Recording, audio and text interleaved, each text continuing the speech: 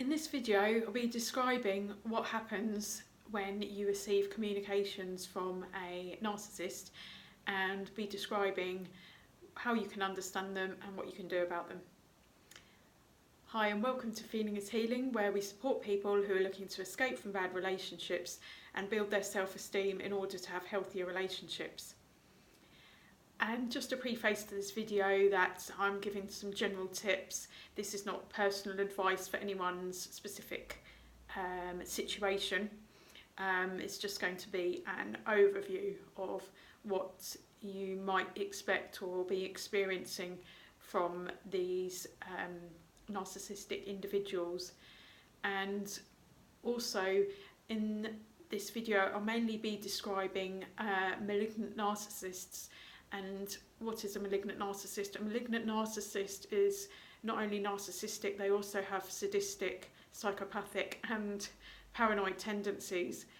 So the sadistic element means that they actually enjoy provoking a sense of hurt and pain and distress in others, and they will actively find ways to do this. And the psychopathic element means that they are lacking in a conscience, so they don't have any internal system of stopping them doing things which could be harmful to others. So the first general rule I give you is when you are receiving communications from someone who you know is trying to hurt you or trying to manipulate you in some way, is to respond as least as possible in as few words as possible, and preferably, if you can, not at all. The agenda of these people is, or one of the agendas, is to make you feel bad, and specifically to make you feel that you are bad. So it's really a game that you can't win, and even if you were to behave like Mother Teresa, they would find something that you've done wrong, they'd find a way to twist it, and they'd just make something up if they didn't have anything that they could find that you had done wrong. Probably they'd be accusing you of something that actually they themselves are doing. That is what generally tends to happen. So the first point is that a narcissist generally has the intention to provoke you, as this gives them narcissistic supply. A narcissistic supply is their drug, which is why they enjoy receiving that so much. So they like to provoke you, they like you to feel distressed, they want you to react, because that shows them that they've got power over you and that they can affect you, and specifically they want to see you lose your cool so that they can tell you that you're unhinged, and they can tell other people that you're unhinged and that you are a problem. And also they want to provoke you. I have heard them described as professional button pushers, and they also want to provoke you because then you are likely to feel the need to contact them and set the record straight.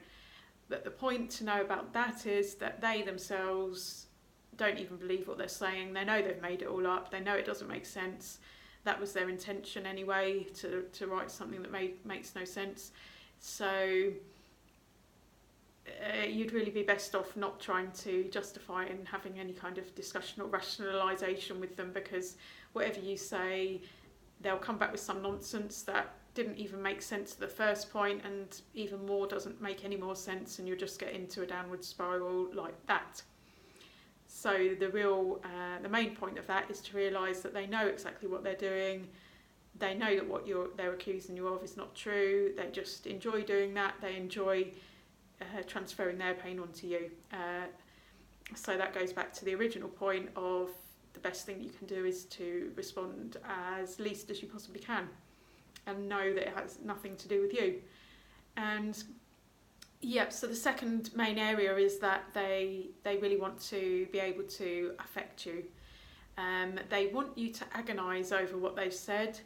They want you to be spending a load of time working it all out. They want you to be confused. And why would they want you to be confused and spend all this time working it all out? Well, These people are abusers, which means that they are frequently doing things that are causing you hurt and pain and harm. And when they send you confusing communications and you're spending time dwelling and mulling all over it, it actually, then what's happened to the original thing that they've done? You've forgotten about it because you're so busy trying to work out what this communication from them now means. So it's a way of distracting from what they've actually done, and it's a way that they can try and get away with whatever they've done. And the last point under how they affect you is that they want you to feel outraged. They want you to feel that you need a sense of justice, because then it's creating all this energy and the dynamic, and you're locked into this dynamic with them, back and forth, needing to be right and wrong, and that's exactly, they've got you where they want you. So a real final key tip is that you can flip. If you're really stuck and you're feeling like, what is going on here? I feel like I'm going crazy, nothing makes sense, I need to understand this, this is just crazy, then it might become a whole lot less crazy if you flip it. So whatever they're implying or suggesting that you've done or accusing you of doing, you just ask yourself, does this actually apply to them? And you'll quickly find that it most likely does. So whatever they're accusing you of is just what they've done, and they just don't want to accept that, so they're trying to transfer it onto you. So just to conclude the video is that your one job is to detach from it all, is to know that whatever the communication contains, it is totally nothing to do with you. It is them trying to transfer their bad feelings onto you, and it goes back to the first tip, which was just to not react at all, and to know that you have your own values and to stick by your own values and to be very clear on what they are.